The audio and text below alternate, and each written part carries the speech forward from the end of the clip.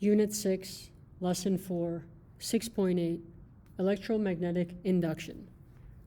Hans Christian Ørsted noticed that electric currents produce magnetic fields. Michael Faraday wondered if magnetic fields produce electric currents, so the reverse of what Ørsted has discovered. And so Faraday performed experiments with an apparatus called the induction coil, which very schematically it's drawn here, cartoonishly. You have a battery, some sort of electric power source, direct current for now. We have a wire coming out, and what Faraday did was he coiled this wire and he allowed it to be connected to its switch to the negative terminal so that he can turn this off and on quickly. And what he did was he put an iron ring, which the wire coiled around, iron because iron is magnetic.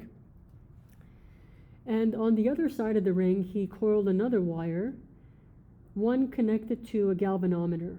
And galvanometers do different things, but for us, because we're just going to use a galvanometer as an ammeter, so a measurement of current.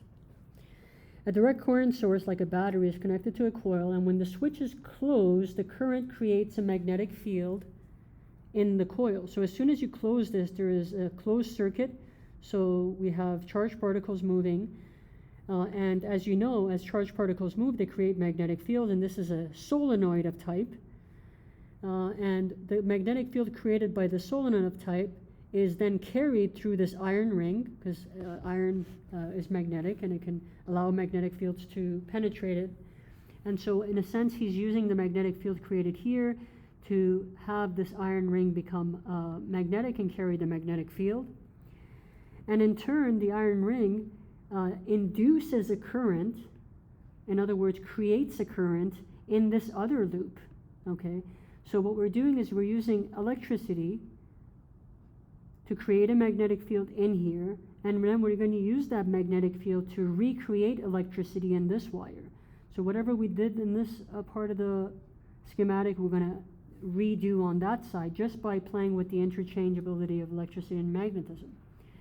Interestingly, only when the switch is on and off, or off and on, is the current detected by the galvanometer. So what I mean is only when you switch this on and off quickly, okay, do you detect a particular current. So if you just turn this off, you might get a deflection, but then it'll just go back to zero. But if you turn this on and off, this thing will go back and forth and back and forth, okay? Only sudden changes in current are detected, not when the switch is closed or open for long periods of time. This production of current by changing magnetic fields is called electromagnetic induction. And that was one of Faraday's vital contributions to science, to show that, yes, Ørsted showed that a current creates a magnetic field, which then Faraday used to show that this magnetic field in the iron ring also creates current. And so you can go between magnetic fields and electric currents very easily by utilizing apparatus like this. Now, to mathematically formulate induction, suppose you have a circuit created by a wire, a resistor, and a movable conductor on rails, completing the circuit. So what we're looking at is here. Excuse me. So what we have is what we call a circuit, because this, even though this is a wire, if I allow a conductor to now touch these wires, we have a closed circuit here.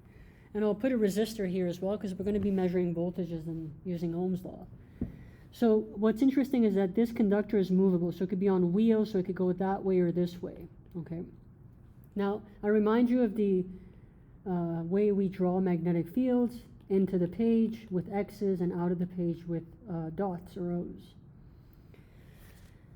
To produce a current in the circuit, the goal is to create a current in a circuit by changing the magnetic field inside the circuit. What matters outside is irrelevant. What matters inside is relevant, because what happens inside dictates how these charged particles start moving in the loop. How do we do that? Well, let's put this particular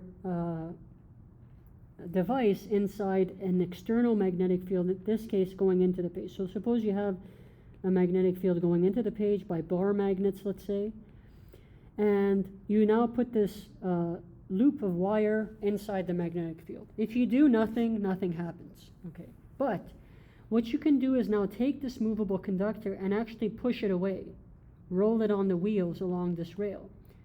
What happens there is that previously, let's say there was 6 magnetic field lines going through this inside of your circuit. By moving the conductor to the right, you essentially allow these other ones to penetrate inside your circuit.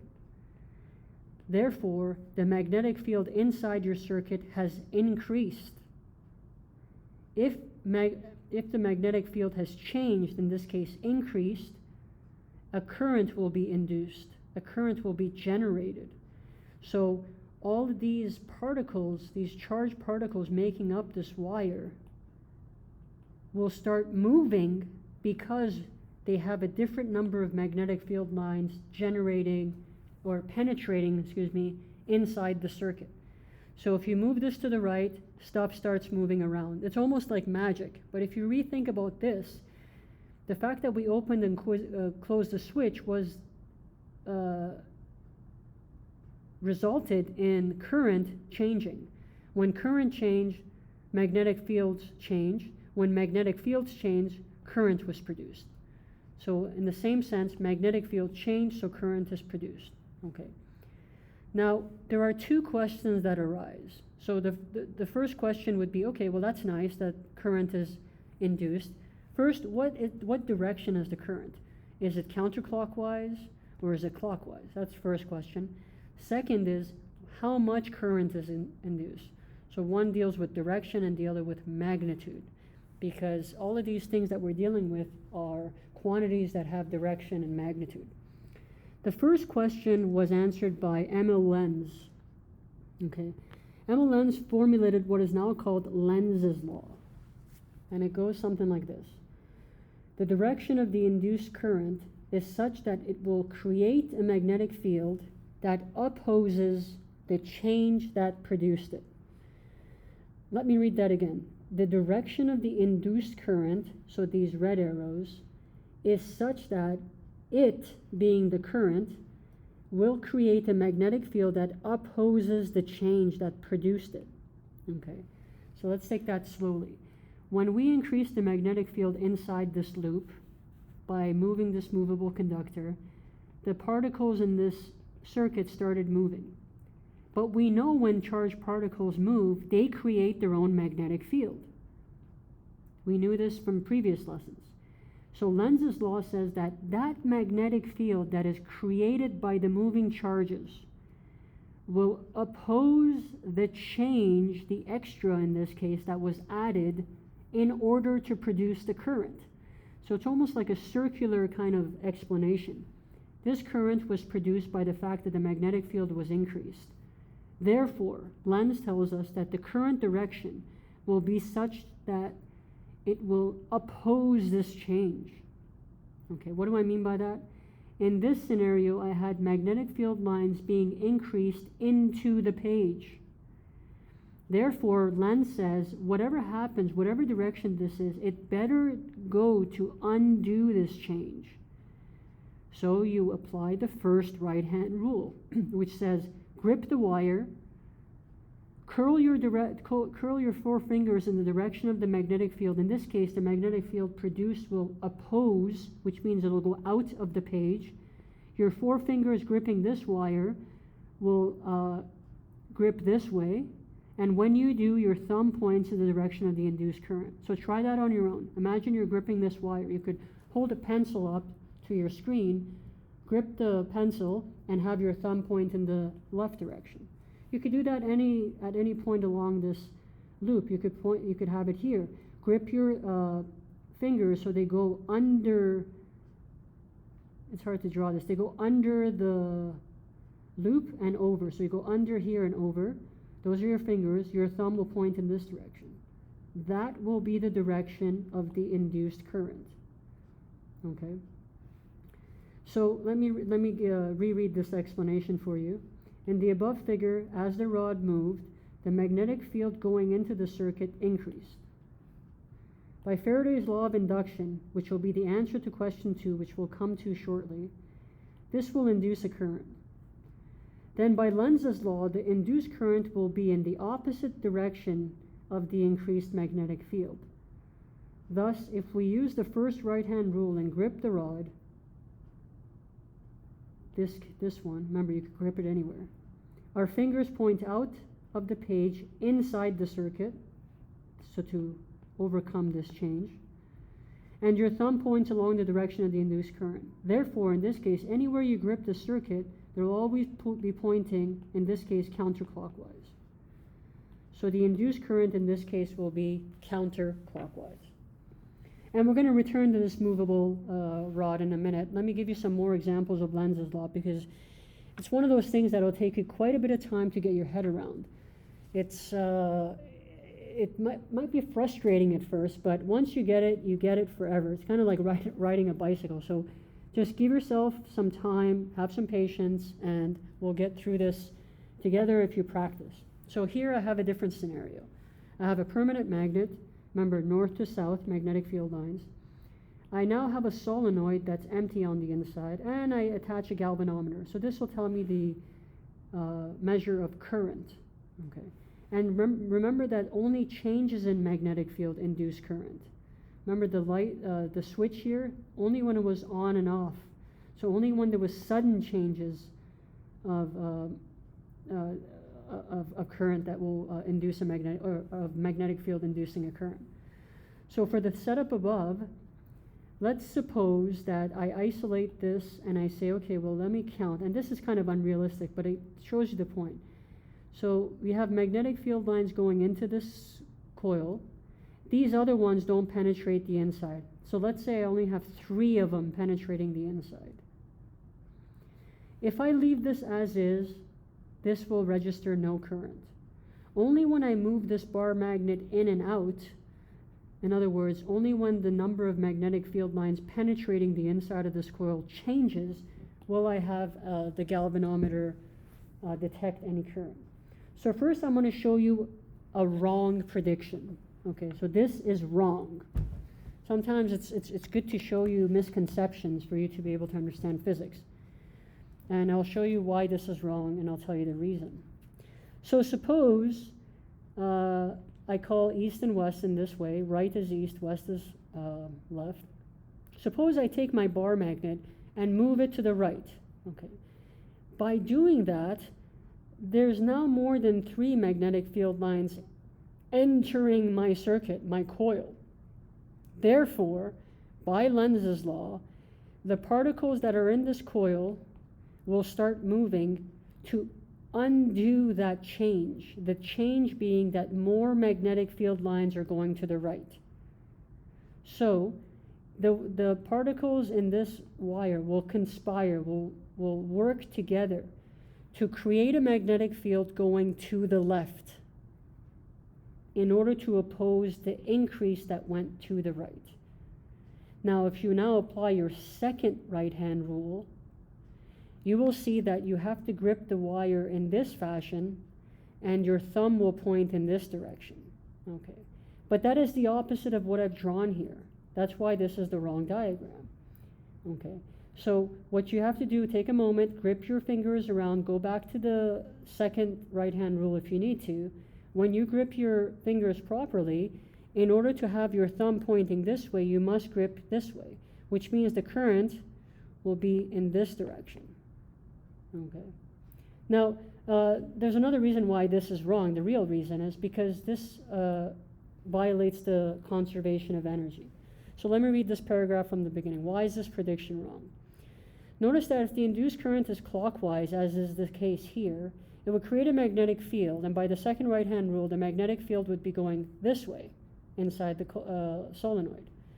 Thus, it is as if the end of the solenoid closest to the bar magnet is a south pole. So this is, let me do this much thicker. So this is, whoa, that's too thick.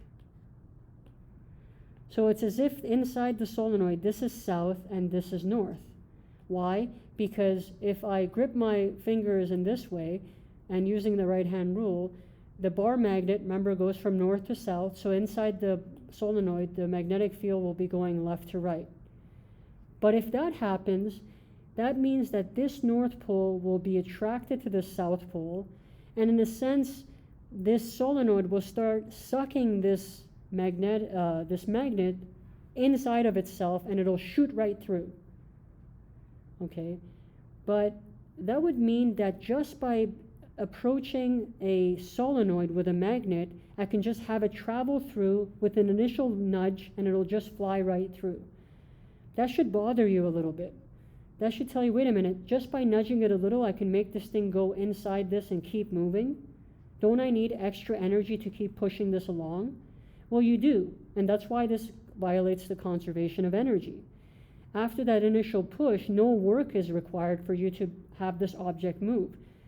But you know from Newton's laws that in order to have this object move, something needs to happen. You need to push it to keep it moving. Otherwise, it'll just get stuck in the middle somewhere here.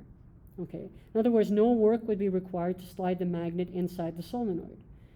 So that's the real reason why this particular setup and this particular current direction is incorrect. So how do we solve it? We say, okay, if I push this thing to the right, more field lines are penetrating the solenoid, which means by Lenz's law, the particles in this solenoid will start moving in order to undo that change. Remember, the change was an increase to the right. Undoing of that will be a magnetic field that will be going to the left. And the only way to do that by the second law is, the second right-hand rule is to make the current go this way, and therefore it will travel along this solenoid and go left to right. In other words, counterclockwise. So I've just made that justification in words there. All right, let's do some examples so you kind of understand this more. And I'd like you to write the justification here for yourself in words. So I'd like you to indicate the direction of the induced current given the direction of motion. So in this case, I have magnetic north here, magnetic south here, so I have field lines going this way. And what I'm going to do is start moving the magnet to the left. The question is, what will my galvanometer point? So remember, if it goes to the right, the galvanometer tilts to the right. Okay.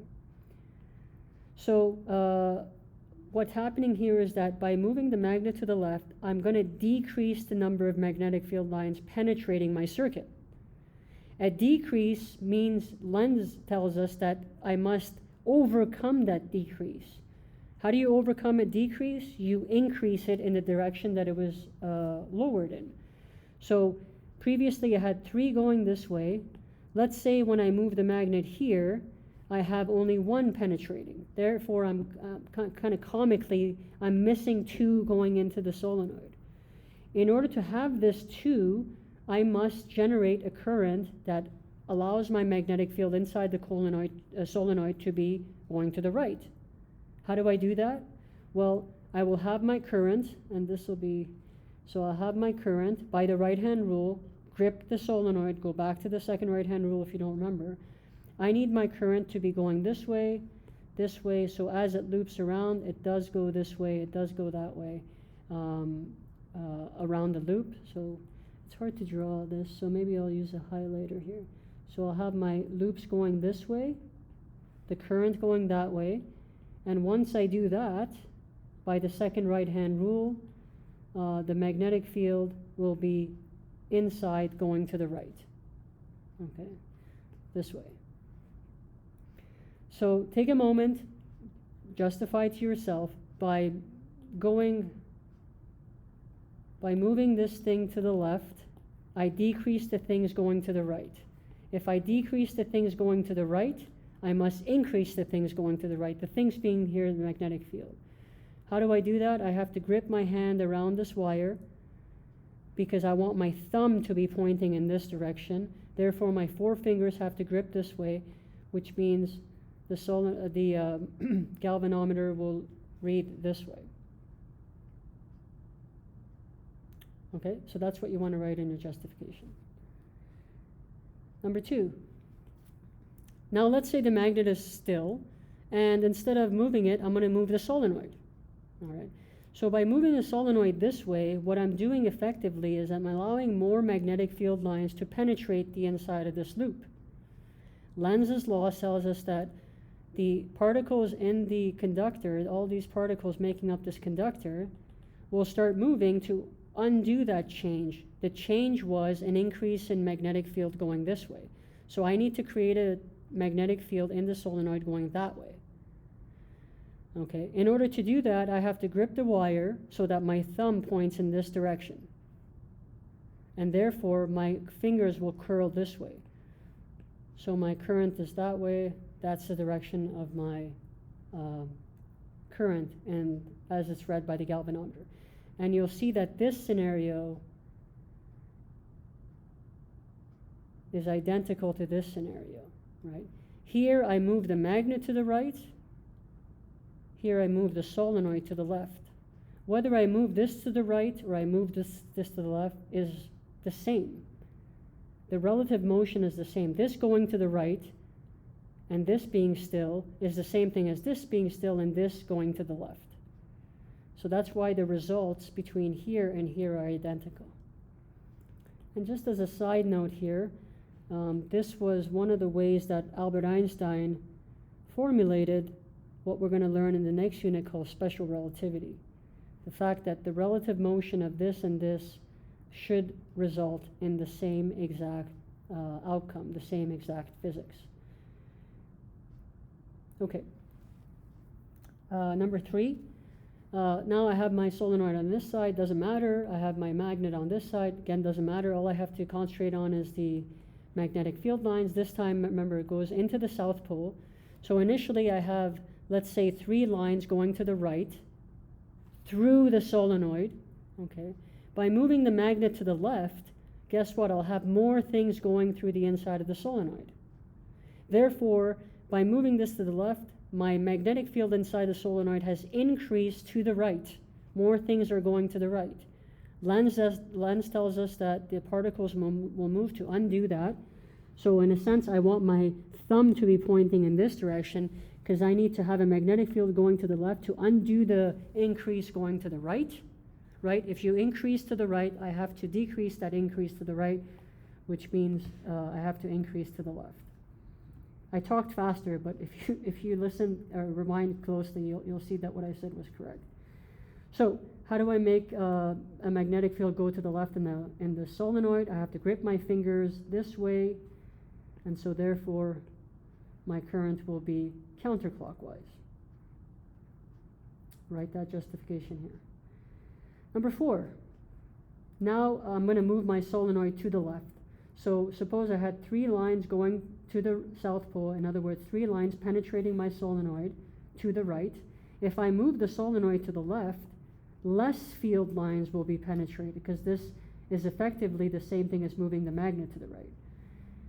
So the number of things going inside my solenoid to the right has decreased, which means I must increase that decrease by having a magnetic field inside the solenoid go to the right. Therefore, you grip your fingers this way, and your current will be going to the left by the second right-hand rule. Let's see if I have an analogy to this. So I had my solenoid. I don't really, because these are the only South Poles. Okay. And finally, let's go back to what I promised, which was the movable rod example. So in this case, I have magnetic field lines coming out of the page. That's what these dots mean. And now I want to move the rod to the left. So I push it to the left. Once it goes to the left, so suppose it comes here. This is my rod. Guess what? This is my circuit now, and less magnetic field lines are penetrating out of the page. So Lenz says, I want more to come out of the page to oppose the decrease coming out of the page by this motion.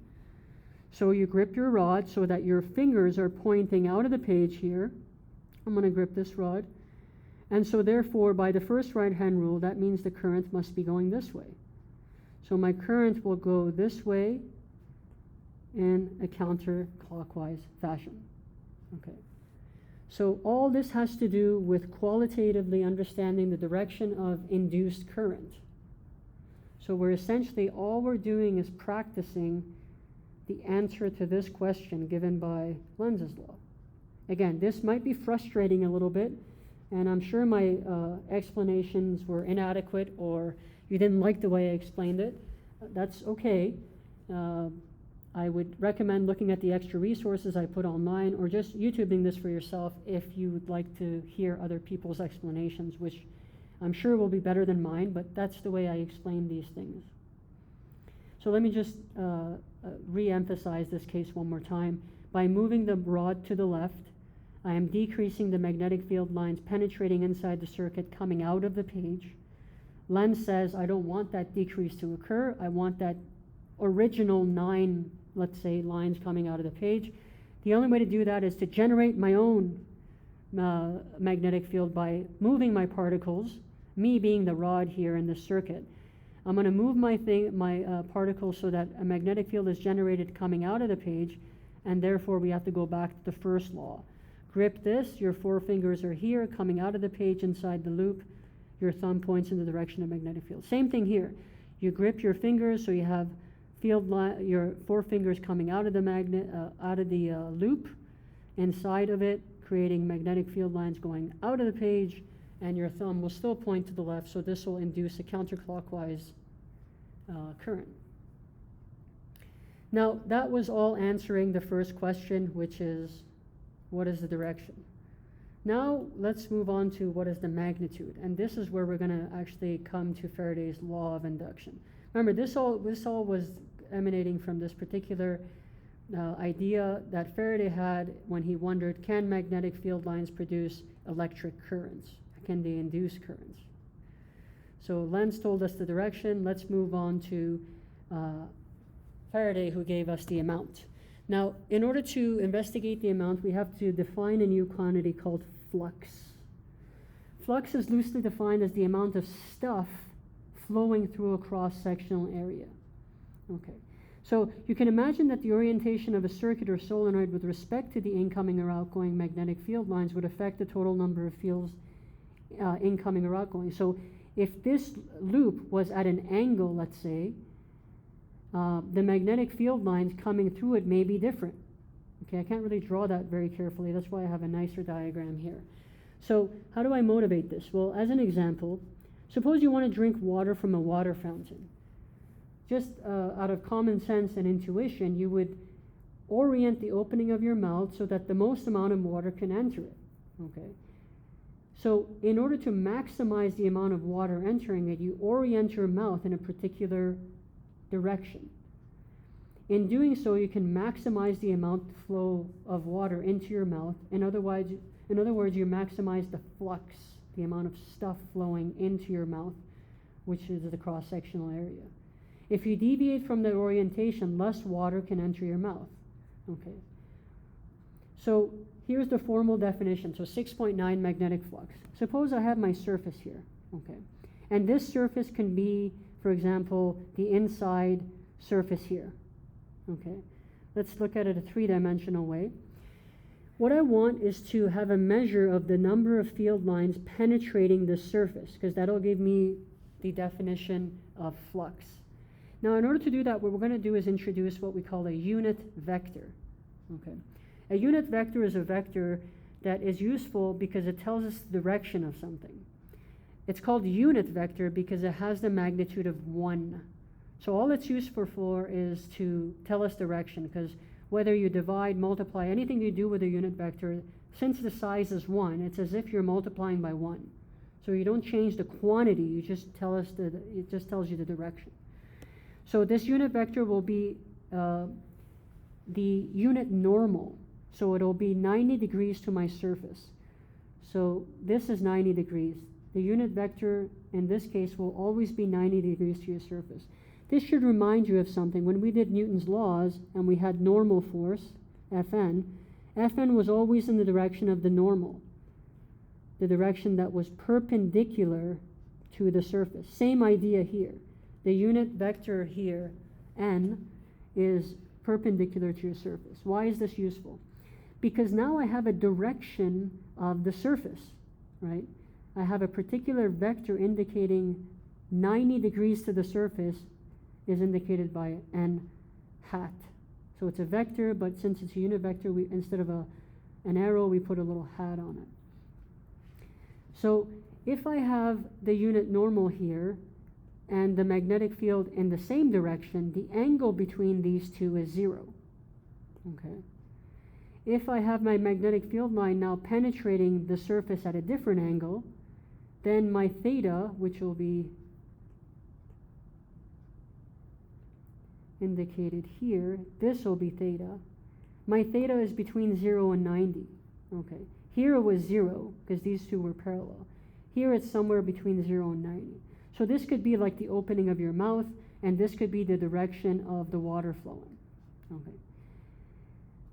In this case, magnetic field is going to the right, the normal is up, so the angle between the magnetic field and the normal vector, theta, is 90.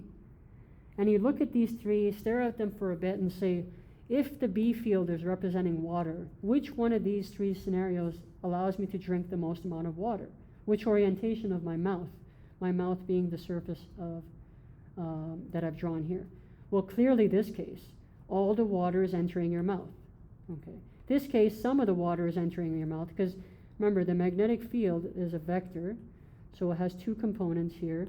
This is the component that enters my mouth. This just goes away. It doesn't enter it. And this is the worst case scenario because all the magnetic field line is parallel to your surface. Nothing penetrates it. And that occurs when the magnetic field and the normal vector are at 90 degrees to each other. So why are we including the normal vector and these angles? Because we want to apply a trigonometric ratio like we've done so many times in physics to indicate the amount of stuff, the amount of lines penetrating your surface, in other words, the amount of flux. Now you look at this, and I can guarantee you that if you stare at this long enough and you look at these trig ratio, these angles, you can come up with a trig ratio that says this case is maximum, this case is minimum or 0. Well, when theta is 0, the cosine function gives us the maximum. Remember, the cosine looks like this. 0 is maximum, it's 1. And 360 is also 1. 90 degrees, it's 0. So in point of fact, if I want 0 for 90 degrees, I have to use the cosine function, and 0 for maximum is also the cosine function. So let us finally quantify magnetic flux, given by the Greek letter capital phi. Okay, the lowercase is like that, the capital case is like that with two little bars. So phi, capital phi, is defined as the magnetic flux. It accounts for the amount of magnetic field lines flowing through a surface of area A. So A here represents area, physical area, like the triangular area is 1/2 base times height, the square area is base times height, okay? So magnetic flux is very intuitive. It says, tell me the amount of magnetic field lines, so the strength of the magnetic field. Tell me the overall area of penetration, and the magnetic flux will be BA times cosine of the angle between them. Where when cosine is 0, and just as before I say that, this has a direction indicated by the normal vector. You might say, well, what is this is a vector usually, area is not a vector, but remember we defined a normal vector to give, in a sense, area a particular direction, because area itself has no direction. Area is a measure of surface covered. So area, we're going to have this normal vector indicate a direction. So the B field multiplied by the quantity area times the angle between them, the angle being between normal vector and the B field, theta, will give you the amount of field lines going through that area. So let's see if this works. When cosine is 0, when theta is 0, the normal vector and the magnetic field are parallel. And we saw that that gives us the most amount of magnetic field lines going through my surface. In other words, the greatest flux. Well, cosine of 0 is 1, so this just becomes phi equals BA. That's right. That's the most amount that we can get out. When the magnetic field was parallel to the surface, in other words, perpendicular to the normal on the surface, theta was 90, and nothing penetrated through my surface. You can see this decreasing, decreasing, decreasing until it becomes parallel. Nothing penetrates my surface here. Therefore, my flux is 0. Cosine of 90 is 0, so this works as well. So this is a good measure of flux. Now you look at this and say, what is the unit of flux? B is Tesla's. Area is meters times meters, so it's meters squared. So this has units, so flux has units of Tesla meters squared, or it has a special unit called the Weber. Okay, so when we say something has so many Webers, that means it's the number of field lines going through a particular surface area. Finally, now that we have a measure of magnetic flux, we can finally state Faraday's law of induction, which at first glance it looks very strange, but once you work with it and understand where it comes from, it's pretty actually intuitive. So remember, Faraday showed that you can induce a current by changing a magnetic field. What does a change in magnetic field mean here? So delta B would directly result in a change in flux. If I change the number of field lines from, let's say, 3 to 2, I've changed the magnetic field. And I've changed the flux because not as many lines go through the surface. So a change in B indicates a change in flux. And when I have a change in B, as we've seen previously, I have a current generated. In other words, a change in B, which is a change in flux, generates a current. And remember, I have to have a time component. This goes way back to this apparatus where only sudden changes in the switch on and off allowed a particular reading by the galvanometer. That change in time, that switching on and off, is indicated here. So Faraday tells us that when you change the flux in a particular amount of time, something will be generated. And if you call from grade 11, this was called EMF, electromotive force, which wasn't really a force, it was a voltage, as you recall. So this was voltage, and by Ohm's law, voltage is equal to current times resistance. So this is Ohm's law. Faraday tells us that if you change the flux in a certain amount of time, a voltage is induced, which means a current is induced. Okay?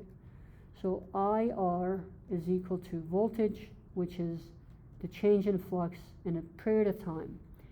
And finally, there's two things remaining here. N, like before, is the number of turns. So in all these cases, I had one loop, but you can imagine I could have way more than one loop.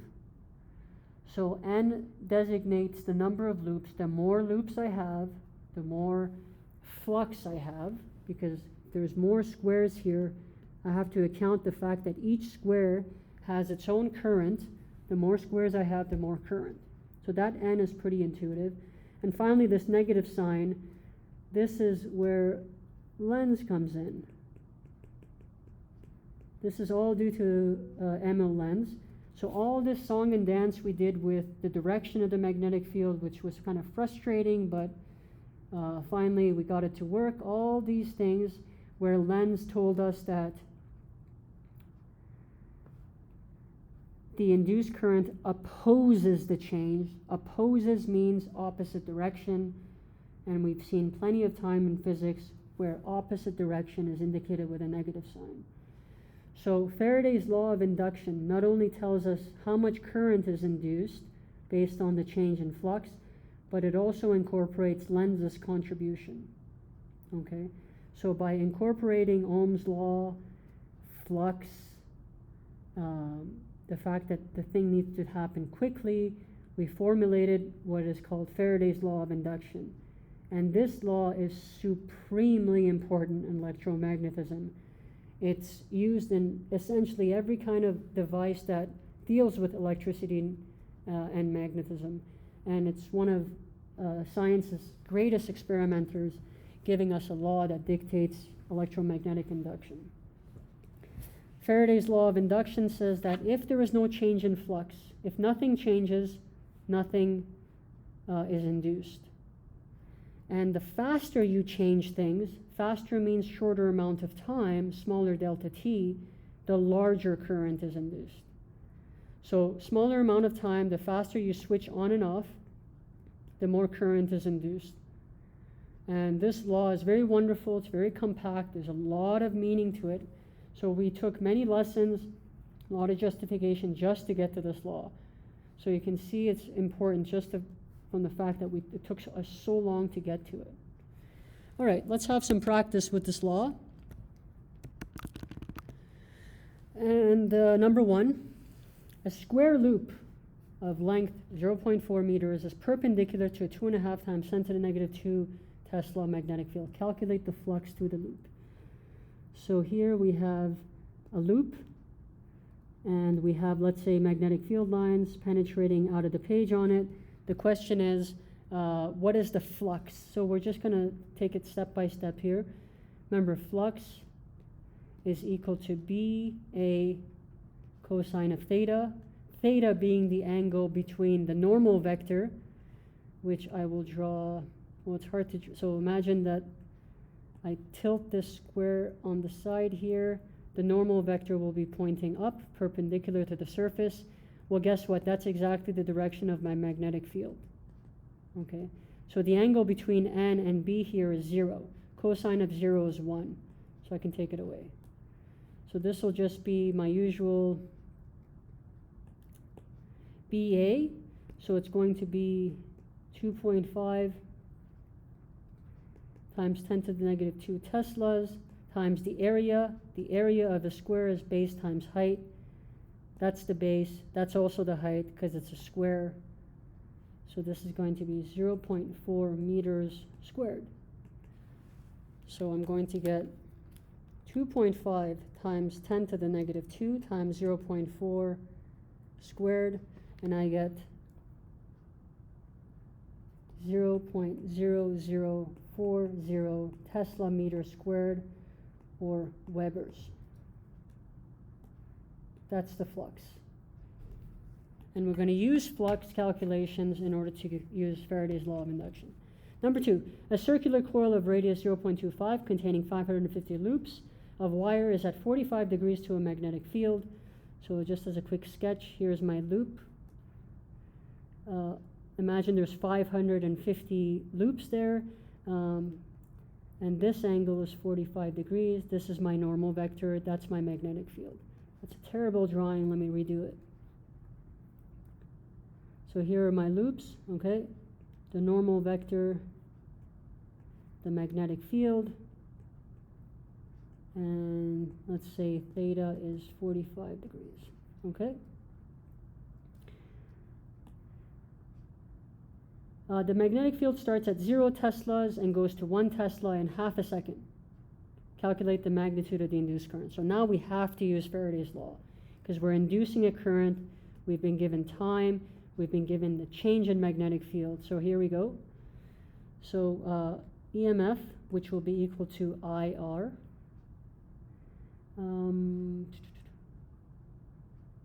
Oh, actually, I don't need IR here. I'm just calculating the EMF. So I'm just calculating the voltage.